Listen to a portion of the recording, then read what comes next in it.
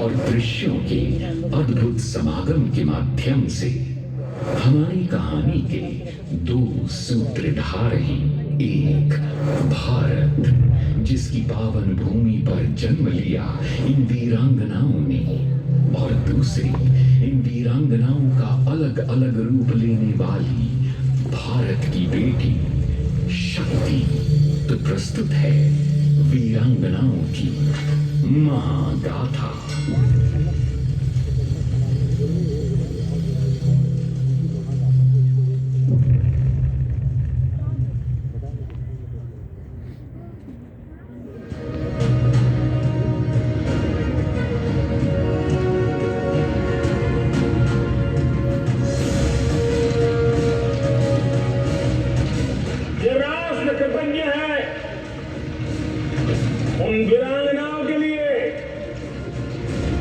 रानी लक्ष्मीबाई हो, जलकारी बाई, दुर्गा भाभी, रानी गायदिलियो, रानी चेम्मा, बेगम हजरत महल, बेनू नित्यार।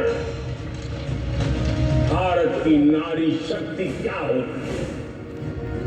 भारत की नारी शक्ति का संकल्प क्या होता है? भारत की नारी त्याग और बलिदान की क्या पराकाष्ठा कर सकती है? ऐसी अनगिनत वीरांगनाओं का स्मरण करते हुए हर हिंदुस्तानी गर्व से भर जाता है।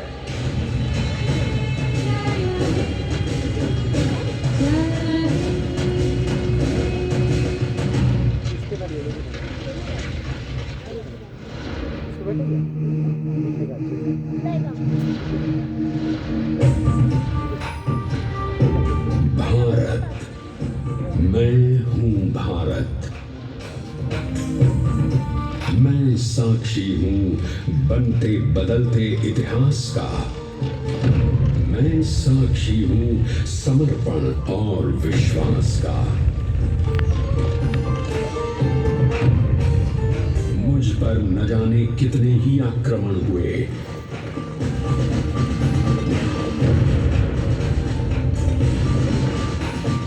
पर मेरे बलिदानियों ने अपना रक्त देकर हमेशा मेरा मान रखा।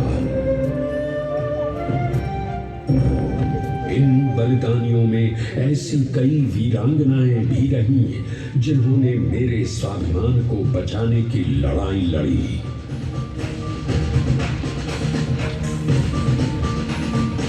आज आप सुनेंगे उन वीरांगनाओं की महागाथा।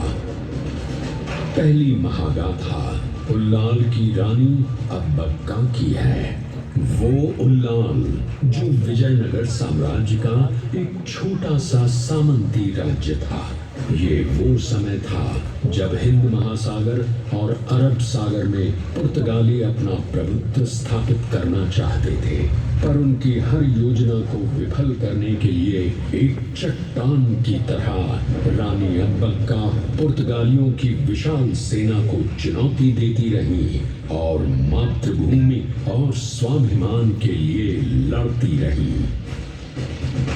दूसरी महागाथा अवध क्षेत्र की है, जहां की रानी बेगम हजरत महल ने अपनी मातृभूमि की आजादी के लिए अंग्रेजों के खिलाफ हुए राष्ट्रीय विद्रोह का नेतृत्व किया और अंग्रेजों को एक ऐसा सबक सिखाया जिसे इतिहास कभी नहीं भूलेगा। आइए सुनते हैं इन्हीं वीरांगनाओं की कहानी मेरी बेटी मेरी शक्ति से।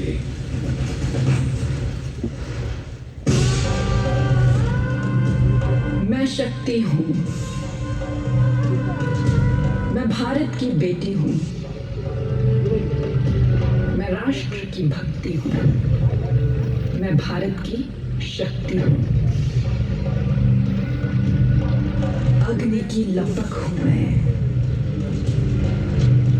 शक्ति का आधार हूँ। गूंजती रहे सदा ऐसी एक झंकार हूँ। मातृभूमि पर मुझे गौरव है, अभिमान है। जो कभी झुके नहीं ऐसी एक निरंकार हूँ।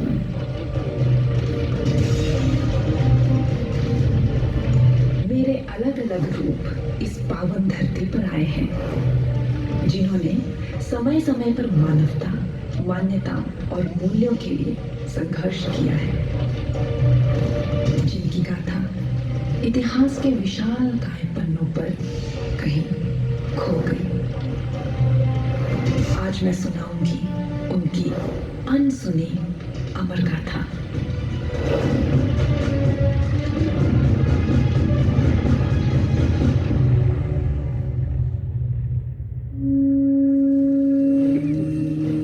सोलहवीं शताब्दी की शुरुआत थी।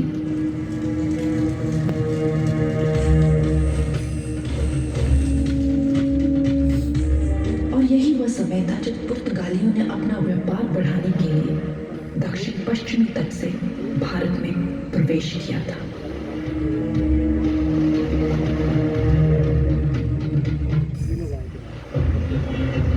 पुर्तगालियों की नौसैनिक श्रेष्ठता के कारण कोई भी राज्य उनसे प्रतिरोध करने की हिम्मत नहीं जुटा पाता था।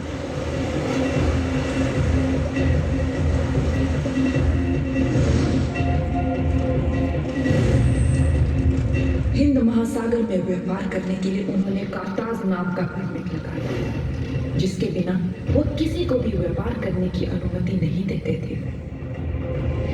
साल था 1525। पश्चिमी घाट के बीचों बीच बसा था एक प्रांत उल्लाल। इसी राज्य के चौथा राजघराने में मेरी शक्ति स्वरूपा रानी अबक्का ने जन्म लिया।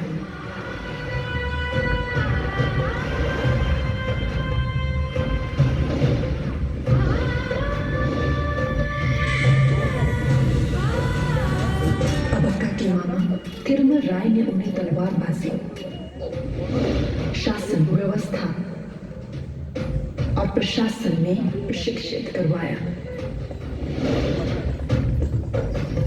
कम उम्र में ही उनका राज्याभिषेक उल्लाल की रानी के रूप में कर दिया गया।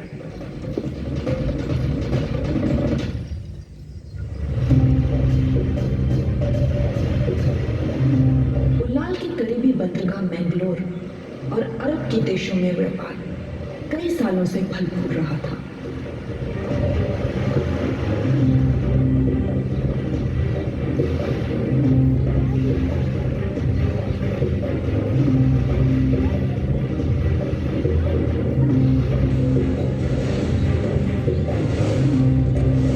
गुड़, चीनी और भारतीय मसाले जैसे काली मिर्च की यूरोप में बहुत मांग थी। इसीलिए पुर्तगाली हर हाल में उल्लाल पर कब्जा करना चाहते थे। रानी को इस बात का पूरा एहसास था कि जिन जिन राज्यों पर पुर्तगालियों ने कब्जा किया था, उन लोगों पर घोर अत्याचार किया जा रहा था। अबक्का पुर्तगालियों के इरादों से वाकिफ थी। वो अपने राज्य की सुरक्षा के लिए सतर्कता और संयम से आगे बढ़ी। और जब पुर्तगालियों ने व्यापार की आड़ में रानी पर कर देने का दबाव डाला, तो रानी ने कर देने से साफ इनकार कर दिया। उल्लाल की माटी हमारी है। कर मांगने का अधिकार कहाँ से मिला तुम्हें? बता दो अपने कमांडर को। उल्लाल और उल्लाल की रानी किसी के आगे नहीं झुकेंगे।